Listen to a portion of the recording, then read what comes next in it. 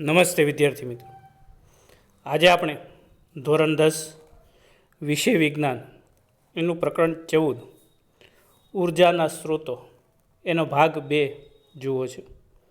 આ અગાઉ આપણે ભાગ 1 જોઈ ચૂક્યા છીએ અને આગળના કેટલાક પ્રકરણો પણ તમે જોયા જ હશે. ન જોયા હોય તો આ વિડીયોના ડિસ્ક્રિપ્શનમાં બધા જ ભાગોની લિંક આપેલી છે, જોઈ શકશો.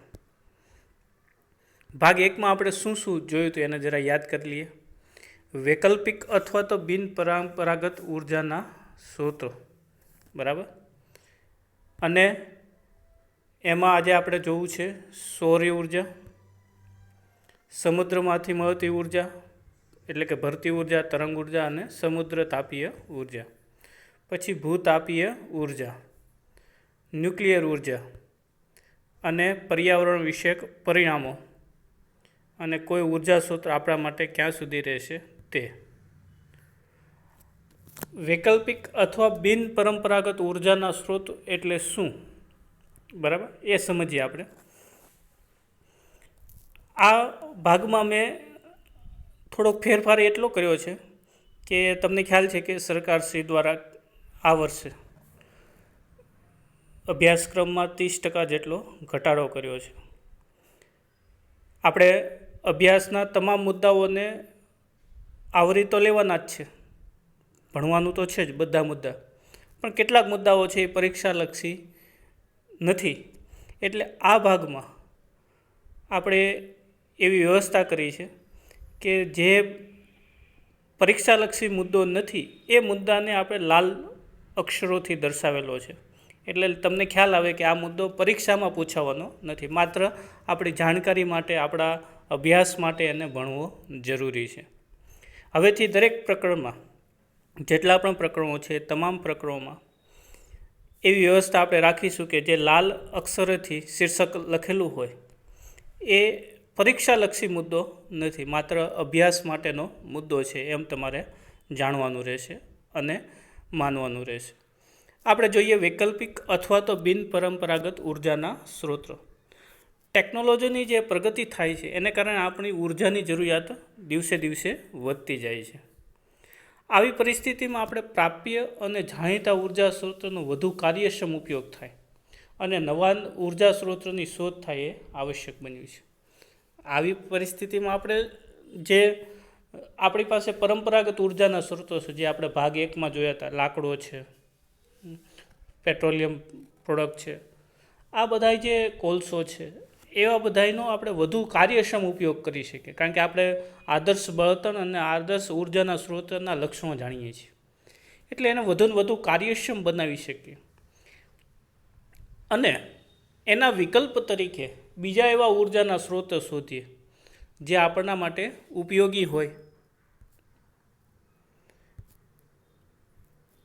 અહીંયા સહેલીને એક પ્રશ્ન થાય છે, કેટલાક લોકો એવું કહે છે કે આપણા પૂર્વજો જેવું જીવન જીવતા હતા એવું જીવન જો આપણે જીવતા થઈએ તો આપણી આજે અત્યારે ઉર્જાની માંગ છે, ઉર્જાની જે કટોકટી છે એને આપણે નિવારી શકીએ.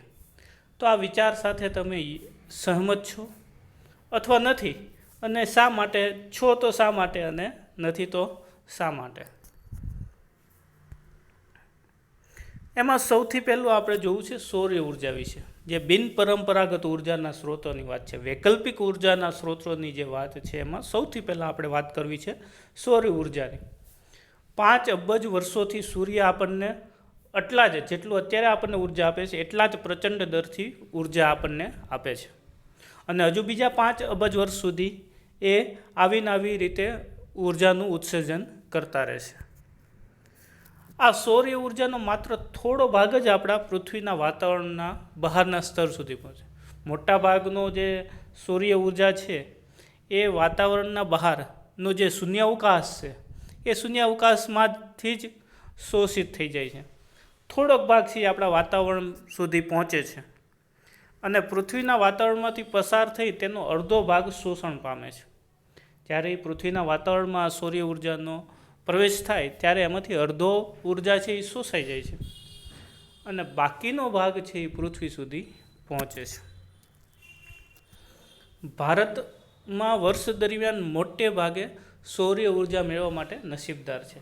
ભારતની આપણું જે વાતાવરણ છે, આપણું જે આબોહવા છે એ એવા પ્રકારની છે જેમાં મોટા ભાગે વર્ષના મોટા ભાગના દિવસો દરમિયાન આપણને સૌર્ય ઉર્જા મળે છે.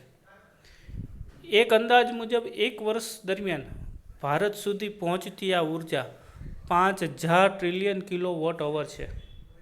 એટલે 5000 ટ્રિલિયન યુનિટ, આપણે યુનિટની વ્યાખ્યા ભણ્યા છીએ વિદ્યુતવાળા પાઠમાં, બરાબર. એટલે 5000 ટ્રિલિયન યુનિટ જેટલી ઉર્જા છે એ દર વર્ષે આપણને ભારતને મળે છે સૌર્ય ઉર્જા રૂપે. 1 ટ્રિલિયન એટલે કેટલા થાય એ તમારી સામે છે 1 લાખ કરોડ. એને ગુણ્યા 5000 કરીએ, એટલા યુનિટ આપણને દર વર્ષે સૌર્ય ઉર્જા રૂપે મળે છે. સ્વચ્છ આકાશ હોય ત્યારે પૃથ્વીના કોઈ પણ સ્થળે દરરોજ પ્રાપ્ત થતી સૌર ઉર્જાનું પ્રમાણ 4 થી 7 કિલોવોટ અવર પ્રતિ મીટર સ્ક્વેર હોય છે. એટલે 1 મીટર સ્ક્વેર જેટલી જગ્યા હોય તેના ઉપર રોજ 4 થી 7 યુનિટ જેટલી વીજળી આપણને મળી શકે એટલી સૌર ઉર્જા આપણને મળે છે. જો સમય આધારિત આપણે આ ગણતરી કરીએ તો 1.4 કિલો જૂલ પ્રતિ સેકન્ડ પ્રતિ મીટર સ્ક્વેર. એટલે 1 મીટર સ્ક્વેર જગ્યામાં દર સેકન્ડે આપણને 1.4 કિલો જૂલ જેટલી ઉર્જા આપણને સૂર્યમાંથી મળે છે ભારતમાં, બરાબર. સમાન પરિસ્થિતિઓમાં રહેલી સફેદ કે પરાવર્તક સપાટીની સરખામણીએ કાળી સપાટી વધુ ઉષ્માનું શોષણ કરે છે. આપણે એક આગળ પાઠ ભણશું, માનવ આંખ અને રંગબેરંગી દુનિયા, બરાબર. એમાં આપણે જોશું કે સફેદ પ્રકાશ છે એ પ્રકાશનું જેટલું શોષણ કરે છે એના કરતાં કાળો રંગ છે એ વધુ પ્રમાણમાં શોષણ કરે છે. એટલે જ આ ગુણધર્મનો ઉપયોગ શેમાં કરવામાં આવે તો કે સૂર્ય કુકર અને સોલાર હીટરમાં. તમે સૂર્ય કુકર અને સોલાર હીટર જુઓ તો એમાં કાળા રંગથી એને રંગેલું હોય, કારણ કે કાળો રંગ છે એ ઉષ્માનું શોષણ વધુ કરે છે. કેટલાક સૂર્ય કુકરમાં સૂર્યના કિરણોને કેન્દ્રિત કરવા માટે ખાસ પ્રકારના અરીસો, જેમ કે અંતર્ગોળ અરીસો છે કે બહિર્ગોળ અરીસો છે, સમતલ અરીસો છે, એનો ઉપયોગ કરવામાં આવે જેથી કરીને પ્રકાશના કિરણો છે એ એક જ જગ્યા ઉપર કેન્દ્રિત થાય અને ઊંચું તાપમાન આપણે મેળવી શકીએ. તમારી સામે સૂર્ય કુકર અને સોલાર વોટર હીટરની આકૃતિ છે. જુઓ તમે, અંદરની બાજુએ કાળો રંગ છે, ઉપરની બાજુએ અરીસો, સમતલ અરીસો રાખેલો જેથી સૂર્ય છે એના ઉપર પ્રકાશના કિરણો પડે અને પરાવર્તન પામી અને એક જ જગ્યાએ કેન્દ્રિત થાય. એવી રીતે સોલાર વોટર હીટરમાં પણ તમે જુઓ જે પાઇપ ગોઠવેલા છે એમની વચ્ચે કાળો રંગ રંગેલો છે જેથી એ વધુ ઉષ્માને શોષી શકે. સહેલીને એક પ્રશ્ન થાય છે કે ભાઈ સૂર્ય કુકરમાં શા માટે કાચનું ઢાંકણ વાપરવામાં આવે છે અને અંદરની સપાટી કેમ કાળા રંગની રંગવામાં આવે છે? સૂર્ય કુકર અને સૌર વોટર હીટર છે એ દિવસ દરમિયાન ચોક્કસ સમયે જ ઉપયોગી છે. એ તો આપણને ખ્યાલ છે કે ભાઈ જો સૂર્ય હોય એવા સમયે જ આ બધા સાધનો છે એ ઉપયોગી છે. ચોમાસામાં અને વાદળછાયા વાતાવરણમાં સૂર્ય કુકર અને સૂર્ય વોટર હીટર આપણા માટે ઉપયોગી નથી. સૂર્ય કુકરમાં રસોઈ બનતા વધુ પડતો સમય લાગે છે. આપણે એલપીજી અથવા તો આપણે જે અત્યારે નેચરલ ગેસ પાઇપલાઇન દ્વારા આપણને મળે છે એના દ્વારા જે આપણે રસોઈ કરીએ છીએ એના કરતાં ઘણો બધો વધુ સમય રસોઈમાં જાય છે. એટલે એનું આયોજન આપણે કરવું પડે, ઝડપથી ન થાય. આપણે આયોજનબદ્ધ રીતે કામ કરવું પડે કે ભાઈ આવી રીતે સવારથી મૂકશું ત્યારે આટલા વાગે આ રસોઈ બનશે, એ બધું આયોજન કરવું પડે, લાંબો સમય લે છે એટલા માટે. સૂર્ય કુકર અને સૌર હીટરમાં વિના મૂલ્યે ગરમ પાણી અને રસોઈ ફાયદો પણ છે. વિના મૂલ્યે આપણે એનું કોઈ બિલ ભરવું પડતું નથી. આપણા ઘરે અત્યારે એલપીજી આવે તો એ સિલિન્ડરની આપણે કિંમત ચૂકવવી પડે છે, બરાબર. તમારા ઘરે પાઇપલાઇનથી પણ ગેસ આવતો હોય તો એ પાઇપલાઇનનો પણ તમારા દર મહિને બિલ આવતું હોય, એટલે આપણને વિના મૂલ્યે એ નથી મળતું. જ્યારે સૂર્ય કુકર અથવા સોલર વોટર હીટર છે એમાં ઉર્જા છે એ વિના મૂલ્યે મળે છે. પછી કુદરતી તત્વો જળવાઈ રહેશે રસોઈમાં, કારણ કે આપણે કુદરતી રીતે એને પકવીએ છીએ એટલે રસોઈમાં જે કુદરતી તત્વો છે એ જળવાઈ રહે છે. હવે આપણે જોવું છે સોલાર સેલ અને સોલાર પેનલ. તમે સોલાર સેલ તો જાણો જ છો, બરાબર. સૌર્ય ઉર્જા પર કાર્ય કરતા ઉપકરણો દિવસના ચોક્કસ સમયે જ ઉપયોગી છે. આ મર્યાદા સૌર્ય ઉર્જાનું વિદ્યુત ઉર્જાના રૂપાંતર કરતાં સોલાર સેલનો ઉપયોગ કરી દૂર કરી શકાય. હવે હમણાં જ આપણે જોયું કે ભાઈ કેટલાક ચોક્કસ સમય દરમિયાન જ આપણે સૌર્ય કુકર અને સોલર હીટરનો ઉપયોગ કરી શકીએ. આ મર્યાદા છે એ શેનાથી દૂર કરી શકાય? તો કે સૌર્ય ઉર્જાનું વિદ્યુત ઉર્જામાં રૂપાંતર કરતાં સોલાર સેલ વડે કરી શકાય. એક સોલાર સેલ છે એ સૂર્યની સામે રાખતા 0.5 થી 1 વોટ જેટલી વોલ્ટેજ ઉત્પન્ન થાય, એટલે વિદ્યુત સ્થિતિમાનનો તફાવત ઉત્પન્ન કરે. અને આશરે 0.7 વોટ એટલે કે જૂલના સંદર્ભમાં કરેલું કાર્ય, આપણે જે જોયું હતું વિદ્યુત ઉર્જા દ્વારા થતું કાર્ય, 0.7 વોટ જેટલું વિદ્યુત પ્રવાહ આપણને મળે છે. આવા અનેક સેલને એકસાથે ગોઠવવાથી જે રચના બને એને સોલાર પેનલ કહે છે.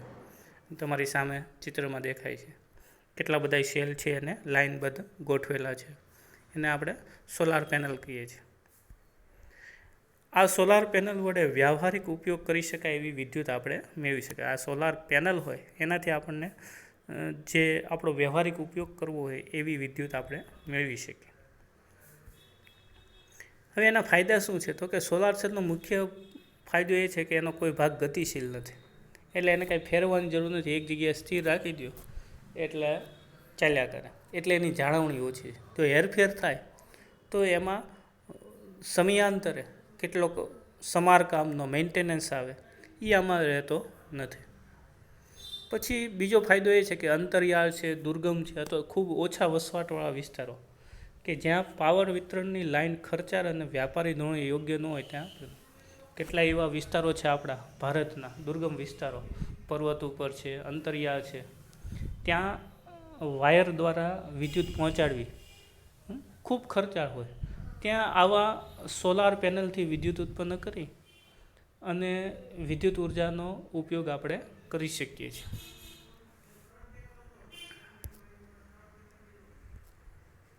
હવે એની મર્યાદા શું છે?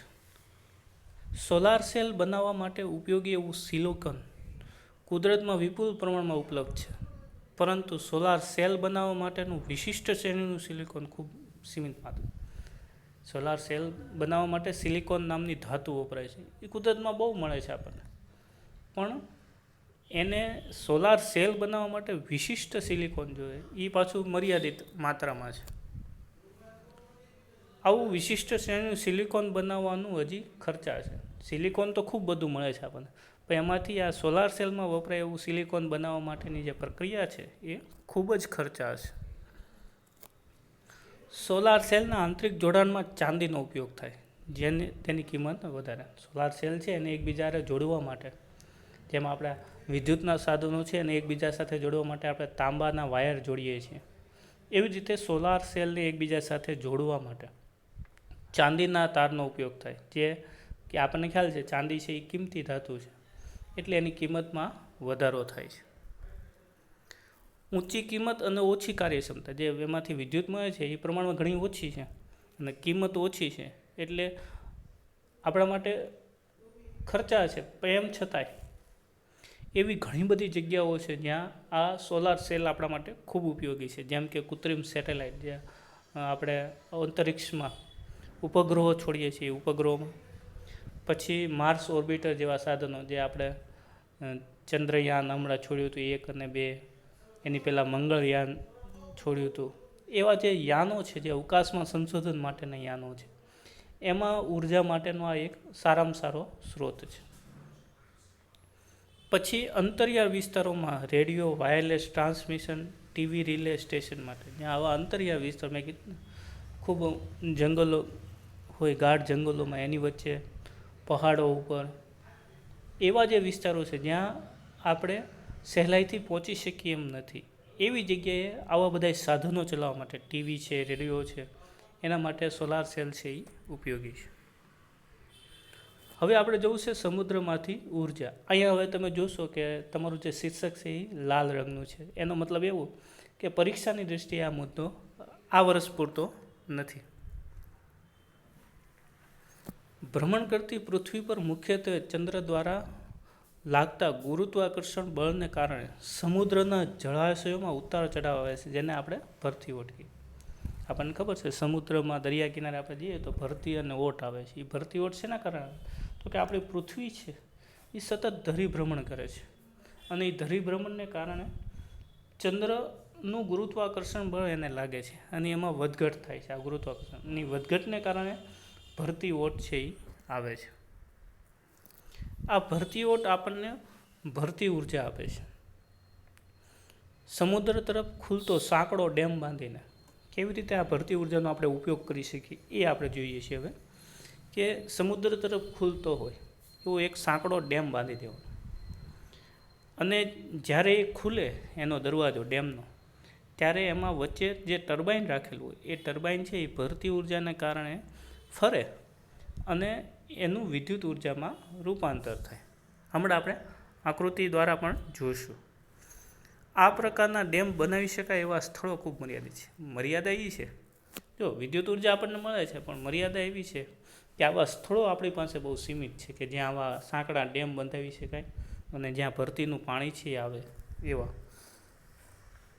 જો અહીંયા તમને આકૃતિમાં બતાવ્યું છે, જો આ ડેમમાંથી પાણી અંદર આવે એટલે ઓલું ટર્બાઇન ફરે, વિદ્યુત ઉત્પન્ન થાય. વળી પાછું એ જે ભરાયેલું પાણી છે એ બહાર નીકળે, ત્યારે ફરી ટર્બાઇન ફરે, ફરી વિદ્યુત ઉત્પન્ન થાય. આ રીતે આપણે ભરતી ઉર્જાનો ઉપયોગ કરી શકીએ છીએ.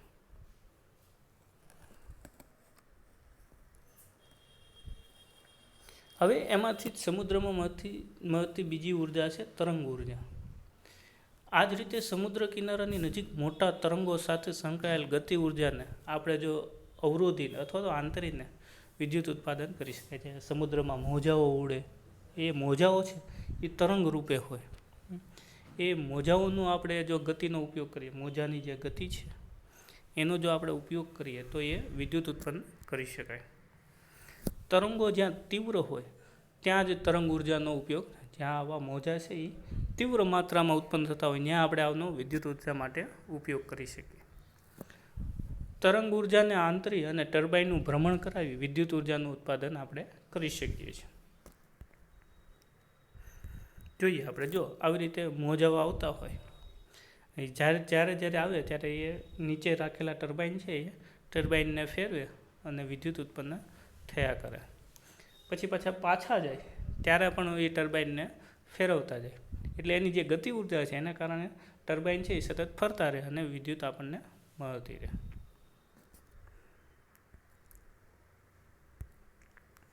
હવે સમુદ્રમાંથી જ મળતી એક બીજી ઉર્જા છે સમુદ્ર તાપીય ઉર્જા, ઓશન થર્મલ એનર્જી. સમુદ્ર કે મહાસાગરની સપાટીનું પાણી સૂર્ય દ્વારા ગરમ થાય છે. આપણને સૂર્યની જે ગરમી મળે છે એ ગરમી સમુદ્રને પણ મળે છે. એટલે સમુદ્રનું જે પાણી છે એ એની જે સપાટી છે એ પહેલાં ગરમ થાય, જ્યારે એની સરખામણીમાં સમુદ્રની જે ઊંડાઈવાળું પાણી છે એ પ્રમાણમાં ઠંડુ હોય. એટલે તાપમાનનો આ તફાવતનો ઉપયોગ સમુદ્રની તાપીય ઉર્જાના રૂપાંતર પ્લાન્ટમાં ઉર્જા મેળવવા માટે થાય છે. બરાબર. આજે તાપમાનમાં ફેરફાર છે, પાણીની ઉપરની સપાટીનું તાપમાન અને નીચેની સપાટીનું તાપમાન. જો સપાટી ઉપર રહેલું પાણી અને સમુદ્રની નીચે 2 કિલોમીટરની ઊંડાઈ રહેલા પાણીના તાપમાન વચ્ચે 20 કેલ્વિન અથવા તો 20 ડિગ્રી સેલ્સિયસ જેટલો તફાવત હોય કે તેનાથી વધુ તફાવત હોય તો આવો પ્લાન્ટ આપણે કાર્યાન્વિત કરી શકીએ. તો આવો પ્લાન્ટ એનો ઉપયોગ આપણે વિદ્યુત મેળવવા માટે કરી શકીએ. બરાબર સમજો, બરાબર સમુદ્રની ઉપરની જે સપાટી છે એનું તાપમાન અને એમાં એ સપાટીથી 2 કિલોમીટર ઊંડે રહેલું પાણી જે છે એનું તાપમાન, એની વચ્ચે 20 કેલ્વિન અથવા 20 ડિગ્રી સેલ્સિયસ જેટલો તફાવત હોય કે એનાથી વધુ તફાવત હોય તો એનો ઉપયોગ આપણે વિદ્યુત મેળવવા માટે કરી શકીએ છીએ. આમાં કરવામાં શું આવે તો કે એમોનિયા જેવા બાષ્પશીલ પ્રવાહી છે એને ઉકાળવા સપાટીના હુફાળા પાણીનો ઉપયોગ થાય. આજે સપાટી ઉપરનું તાપમાન વધુ હોય એટલે એનો ઉપયોગ શેના માટે થાય તો કે એમોનિયા જેવા પ્રવાહી છે એને ઉકાળવા માટે, એનું બાષ્પમાં રૂપાંતર થાય અને એ બાષ્પ છે એ ટર્બાઇનને ફેરવે. પછી પાછું જે આપણે જે ગરમ પાણીનો ઉપયોગ કરી નાખ્યો એને પાઇપલાઇન દ્વારા નીચે મોકલી અને નીચેનું ઠંડુ પાણી છે એ ઉપર લાવીએ એટલે એ વળી ગરમ થાય એટલે એમાંથી પાછું એ વળી એમોનિયાને બાષ્પમાં રૂપાંતર કરે. આમ સતત આપણને ઉર્જા છે એ મળતી રહે. હવે આપણે જોવું છે ભૂતાપીય ઉર્જા. બરાબર. પૃથ્વીના પોપડામાં ઊંડી આવેલા ગરમ વિસ્તારોમાં રચાતા પીગળેલા ખડકો ભૂસ્તરીય ફેરફારોને કારણે છે. આપણને ખ્યાલ છે આપણી પૃથ્વી છે એના ગર્ભ ભાગમાં એટલે કે એના અંદરના ભાગમાં ખૂબ ગરમી છે, ખૂબ દબાણ છે. એ ક્યારેક ઉપરની તરફ ધકેલાય છે આ ગરમી અને કેટલાક વિસ્તારોમાં એકઠું થાય છે, ઘેરાઈ જાય છે. આ વિસ્તારોને ગરમ વિસ્તારો કહે છે. જ્યાં આવા ભૂસ્તરીય જળ આવા ગરમ બિંદુઓના સંપર્કમાં આવે. હવે આપણને ખબર છે કે આપણું પાણી છે જે વરસાદનું પાણી છે એ જમીનમાં ભૂગર્ભ જળ રૂપે સંગ્રહાય છે. એટલે નીચેનું જે આ ગરમ વિસ્તાર છે એ આવા પાણીના સંપર્કમાં આવે ત્યારે એની વરાળ બને છે એની ગરમીને કારણે. અને ઘણી વખત આ વિસ્તારમાંથી ગરમ પાણી છે એ સપાટી ઉપર કેટલાક સ્થળે બહાર આવે છે. આવા સ્થળોને ગરમ પાણીના ઝરા કહે છે. જેમ કે આપણે ત્યાં ગુજરાતમાં તુલસીશ્યામ, તમે તુલસીશ્યામ ગયા હો તો તમને ખ્યાલ હશે ત્યાં ગરમ પાણી છે જમીનમાંથી આપોઆપ નીકળે છે. એનું કારણ શું છે તો કે ગરમી જે પૃથ્વીની જે અંદરની ગર્ભની જે ગરમી છે એ ગરમીના સંપર્કમાં એ પાણી ભૂગર્ભ જળ આવ્યું હોય અને એને કારણે એની ગરમી છે એ આપણને બહાર દેખાય. આ ઉષ્માનો ઉપયોગ ટર્બાઇન ફેરવવા માટે થાય. કેટલીક જગ્યાએ એટલી પુષ્કળ ઉષ્મા આપણને મળતી હોય છે કે એનો ઉપયોગ આપણે શેના માટે કરી શકીએ છીએ? ટર્બાઇનને ફેરવવા માટે. એનો ઉત્પાદન ખર્ચ ખૂબ ઓછો છે પણ આવા કુદરતી રીતે, કારણ કે આ સ્થળો આપણે બનાવી નથી શકતા, કુદરતી રીતે નિર્માણ પામે છે. એટલે આવા કુદરતી રીતે નિર્માણ પામતા સ્થળો છે એ ખૂબ ઓછા છે એટલે એનો વ્યાપારિક ઉપયોગ આપણે કરી શકતા નથી. આવા ભૂતાપીય ઉર્જા આધારિત વિદ્યુત પ્લાન્ટ છે એ અમેરિકા અને ન્યૂઝીલેન્ડમાં ઘણી જગ્યાએ આવેલા છે. જો કેવી રીતે આ કામ કરે છે એને જરા સમજી લેજો. પૃથ્વીનો જે ગર્ભભાગ છે એ ખૂબ ગરમ હોય, એની ગરમી ક્યારેક બહારની તરફ આવે. લાલ રંગ છે એ બતાવે છે કે એ ગરમી છે એ એવા કેટલાક વિસ્તારો એવા બને કે જેમાં એ ગરમી છે એ બહાર આવે. એનું શું કરે તો કે આ પાઇપલાઇન દ્વારા એ ગરમીને એક ઓલામાં લઈ આવવામાં આવે, ટેન્કમાં, અને ગરમ પાણી છે એને કારણે જે વરાળ ઉત્પન્ન થાય એ વરાળને આપણે ટર્બાઇન ફેરવવા માટે ઉપયોગમાં લઈ શકીએ. અને ટર્બાઇન ફરે એટલે તમને ખ્યાલ છે કે યાંત્રિક ઉર્જાનું વિદ્યુત ઉર્જામાં આપણે રૂપાંતર કરી શકીએ.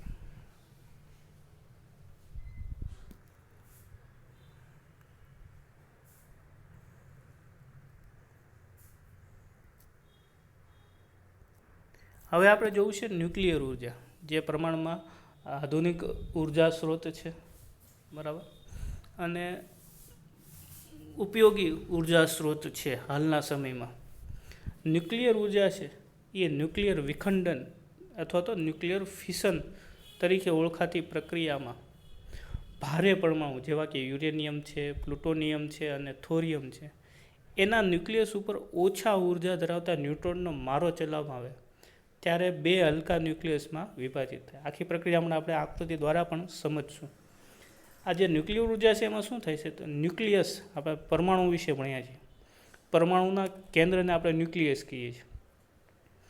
તો આ જે યુરેનિયમ છે, પ્લુટોનિયમ છે, થોરિયમ છે એના જે પરમાણુ છે એના ઉપર એના કરતાં ઓછી ઉર્જાવાળા ન્યુક્લિયસનો મારો કરવામાં આવે. આનાથી શું થાય તો કે એ જે છે એ બે હલકા પદાર્થોમાં નિર્માણ વિભાજિત થઈ જાય એનું ન્યુક્લિયસ, અને એને કારણે ખૂબ બધી ઉર્જા ઉત્પન્ન થાય. આ ન્યુક્લિયસનું દળ બે નિપજ ન્યુક્લિયસમાં સ્વતંત્ર દળોના સરવાળા કરતાં થોડું વધુ હોય તો વિપુલ પ્રમાણમાં ઉર્જા મુક્ત થાય. શું કહે છે સમજો કે જ્યારે આ પ્રક્રિયા થાય છે, એક ન્યુક્લિયસ છે એ બે ભાગમાં વેચાય છે, ત્યારે જો મૂળ ન્યુક્લિયસનું દળ અને બે બનતા ન્યુક્લિયસના દળોના સરવાળા કરતાં વધુ હોય, એટલે માની લો કે યુરેનિયમ છે એનું ન્યુક્લિયસનું દળ સમજવા માટે 10 છે અને એમાંથી જ્યારે બે ભાગ બને છે ત્યારે એ ભાગ છે 5-5ના થવાને બદલે 4-4 થાય.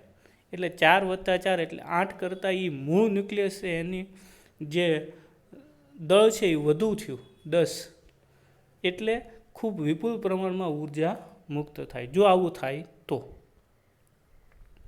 ઉદાહરણ તરીકે યુરેનિયમના એક પરમાણુના વિખંડનથી મળતી ઉર્જા કોલસાના એક પરમાણુના દહનથી મળતી ઉર્જા કરતાં 10 મિલિયન, 1 મિલિયન એટલે 10 લાખ અને એના ગુણ્યા 10 ગણી હોય છે. એટલે કોલસાનો એક પરમાણુનો આપણે સળગાવીએ અને એમાંથી જે ઉર્જા મળે એના કરતાં યુરેનિયમનો એક પરમાણુ છે એનું વિખંડનથી જે ઉર્જા મળે એ એના કોલસાના કરતાં 10 મિલિયન ગણી વધુ હોય.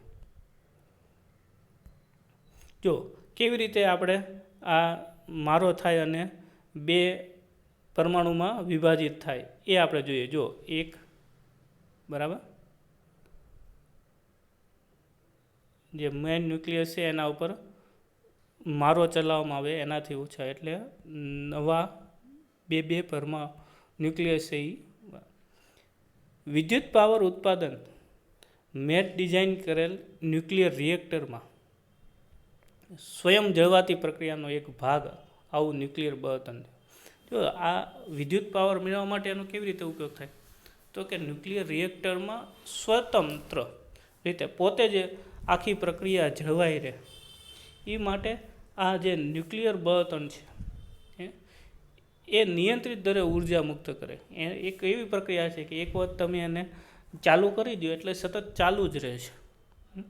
એક ન્યુક્લિયસનું બીજા 2 ભાગમાં, એ બીજા 2 ભાગમાં, પછી બીજા 4નું વિભાજન, એમ સતત વિખંડનની પ્રક્રિયા છે એ ચાલુ રહે છે અને ઉર્જા છે એ સતત મુક્ત થતી રહે.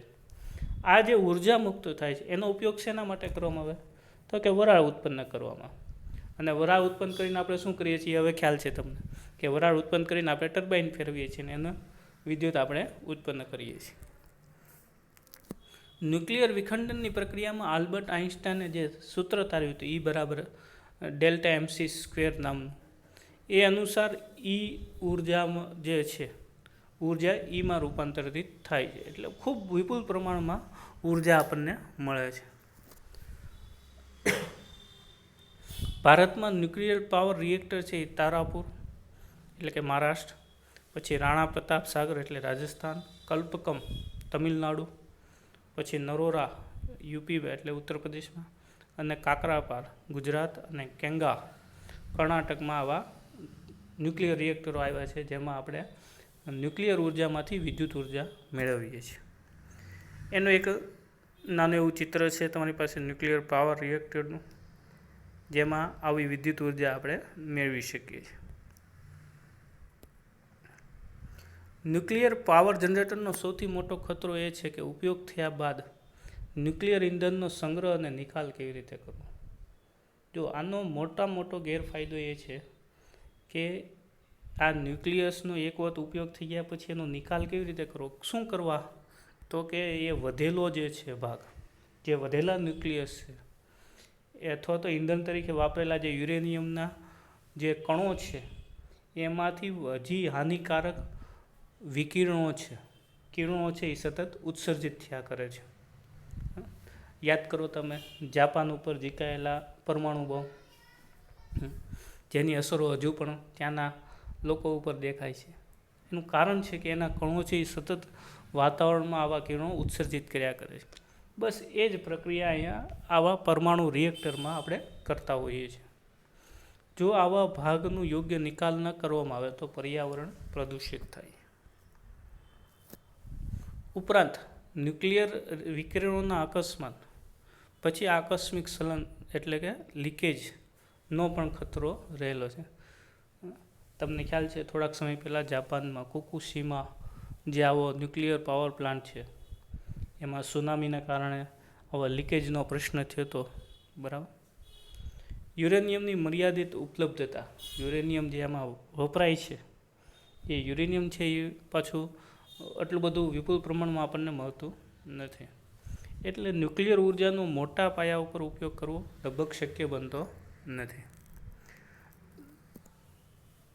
જો હવે આપણે એવા ભાગની વાત કરવી છે કે જેમાં 2 ભાગ છે એ જોડાય અને એક મોટો પરમાણુ બને. જો હમણાં આપણે જોઈએ ને એ ન્યુક્લિયર વિખંડનની પ્રક્રિયા હતી. હવે આપણે જોઈ છે ન્યુક્લિયર સંલયન નામની પ્રક્રિયા જોઈ છે, જેમાં બે પરમાણુ છે એ જોડાય. ઓલામાં બે પરમાણુમાં વિભાજન થાય એકનું, અહીંયા બે પરમાણુ જોડાઈને એક બને, એવી પ્રક્રિયા વિશે આપણે વાત કરવી છે. હાઇડ્રોજન બોમ્બ છે એ થર્મોન્યુક્લિયર સંલયન પ્રક્રિયા ઉપર આધારિત છે. ન્યુક્લિયર બોમ્બ છે એ ન્યુક્લિયર વિખંડન પ્રક્રિયા ઉપર આધારિત છે. જો હાઇડ્રોજન બોમ્બ છે એ ન્યુક્લિયર સંલયન પ્રક્રિયા ઉપર આધારિત છે, જ્યારે ન્યુક્લિયર બોમ્બ છે પરમાણુ બોમ્બ એ વિખંડન ઉપર આધારિત છે. હવે આ જે પ્રક્રિયા છે એમાં હાઇડ્રોજન બોમ્બની મધ્યમાં આને રાખવામાં આવે છે. એમાં તો કે ન્યુક્લિયર વિખંડન જે પ્રક્રિયા છે, ન્યુક્લિયર્સવાળી પ્રક્રિયા છે, એને હાઇડ્રોજન બોમ્બની મધ્યમાં રાખવામાં આવે. આ ન્યુક્લિયર બોમ્બનો વિસ્ફોટ કરવામાં આવે ત્યારે તેમાં રહેલા ડ્યુટેરિયમ અને લિથિયમનું તાપમાન કેટલીક માઇક્રોસેકન્ડમાં 10⁷ કેલ્વિન જેટલું તાપમાન એનું વધી જાય. આટલું ઊંચું તાપમાન છે એ હલકા ન્યુક્લિયસનું સંલયન થવા માટે જરૂરી ઉર્જા ઉત્પન્ન કરે છે.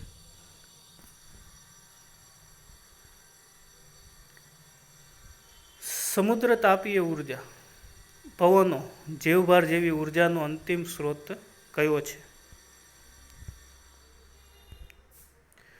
પછી જળ વિદ્યુત ઉર્જા અને તરંગ ઉર્જાનો પુનઃ પ્રાપ્ય ઉર્જા સ્ત્રોત છે કે પુનઃ અપ્રાપ્ય ઉર્જા સ્ત્રોત? હવે પર્યાવરણ વિષયક પરિણામો વિશે આપણે વાત કરવી છે. આગળના જે મુદ્દાની ચર્ચા કરી એ તમે સમજી ગયા છો, પરીક્ષાલક્ષી નહોતા, માત્ર અભ્યાસ માટે હતા. હવે આ જે છે એ પાછું બંને રીતે ઉપયોગી છે. ઉર્જાનો કોઈ પણ સ્ત્રોત હોય પર્યાવરણને કોઈને કોઈ રીતે વિક્ષેપિત કરે જ છે. જો ઉર્જા કોઈ પણ હોય, એ સમુદ્ર તાપીય ઉર્જા હોય, તરંગ ઉર્જા હોય, પવન ઉર્જા હોય, ન્યુક્લિયર ઉર્જા હોય, આ બધી જ પર્યાવરણને નુકસાન કરે છે. જ્યારે કોઈ ઉર્જાનો સ્ત્રોત પસંદ કરીએ છીએ ત્યારે આપણે કઈ બાબતોને ધ્યાનમાં રાખીએ છીએ? તો કે આપણને એ સ્ત્રોતમાંથી ઉર્જા પ્રાપ્ત કરવા માટેની કેટલી સરળતા છે, પછી સ્ત્રોતમાંથી ઉર્જા પ્રાપ્ત કરવામાં આર્થિક ફાયદો કેટલો છે, પછી ઉપલબ્ધ સાધનોની કાર્યક્ષમતા કેટલી છે, અને એ ઉર્જા સ્ત્રોતનો ઉપયોગ કરવાથી પર્યાવરણને થતી હાનિ કેટલી છે. આ બધી 3-4 બાબતોને ધ્યાનમાં રાખીને આપણે ઉર્જા સ્ત્રોતની પસંદગી કરતા હોઈએ છીએ. સીએનજી જેવા સ્વચ્છ બળતણની વાત કરીએ તો એવું કહી શકાય કે ઘણા સ્ત્રોતો એવા છે કે જે બીજા સ્ત્રોતો કરતાં પ્રમાણમાં સ્વચ્છ છે અથવા તો ઓછા હાનિકારક છે. એટલે સીએનજી સ્વચ્છ છે બળતણ એવું કહીએ છીએ, તેનો અર્થ એવો નથી કે એ 100% સારું છે, પણ બીજા ઉર્જાના સ્ત્રોતો છે એના કરતાં ઓછા હાનિકારક છે અથવા તો વધુ સ્વચ્છ છે. હવે આપણા માટે મુદ્દો છે કે ભાઈ કોઈ ઉર્જા સ્ત્રોત આપણા માટે ક્યાં સુધી રહેશે? સવાલ તો એ છે છેવટે કે ભાઈ આ બધા ઉર્જાના સ્ત્રોતો છે આપણા માટે ક્યાં સુધી રહેશે? તો કે લાંબા સમય સુધી આપણે આવા અશ્મિભૂત બળ ઉપર આપણે આધારિત રહી શકીએ એમ નથી, કારણ કે આવા અશ્મિભૂત બળતણો આજે નહીં તો કાલે ખાલી થવાના છે એ નક્કી છે. અને આવા જે ખાલી થઈ જવાવાળા બળતણો છે એને આપણે પુનઃ અપ્રાપ્ય ઉર્જા સ્ત્રોત કહીએ છીએ. એનાથી વિપરીત જો આપણે લાકડાને આપણે બળતણ તરીકે ઉપયોગ કરવો હોય, ઉર્જાના સ્ત્રોત તરીકે લાકડાનો ઉપયોગ કરવો હોય, તો જેટલા લાકડા કપાય છે એટલા જ આપણે સામે વૃક્ષો વવાતા જાય તો એ પુનઃ પ્રાપ્ય ઉર્જા સ્ત્રોત થઈ જાય, કારણ કે આપણને એ અચળ દરે ઉર્જાઓ મળતી રહે છે. તો જે ઉર્જા સ્ત્રોત એવા છે જે આપણને વારંવાર વાપરવા મળી શકે એમ છે અથવા એનું પુનઃ ઉત્પાદન શક્ય છે, એવા ઉર્જા સ્ત્રોતોને આપણે પુનઃ પ્રાપ્ય ઉર્જા સ્ત્રોત કહીએ છીએ. આજનું ગૃહ કાર્ય વિડીયોમાં જે સહેલીએ પ્રશ્ન પૂછ્યા છે એના જવાબો લખવાના છે. સૂર્ય કુકર માટે કયો અરીસો વપરાય છે? અંતર્ગોળ, બહિર્ગોળ કે સમતોલ? બરાબર. અને શા માટે? મહાસાગરોમાંથી પ્રાપ્ત થતી ઉર્જાની કઈ મર્યાદાઓ છે? ભૂતાપીય ઉર્જા એટલે શું? ન્યુક્લિયર ઉર્જાના ફાયદાઓ કયા કયા છે? આપ સૌનો ખૂબ ખૂબ આભાર. હવે પછી આપણે માનવ આંખ અને રંગબેરંગી દુનિયા એ પાઠનો અભ્યાસ કરીશું.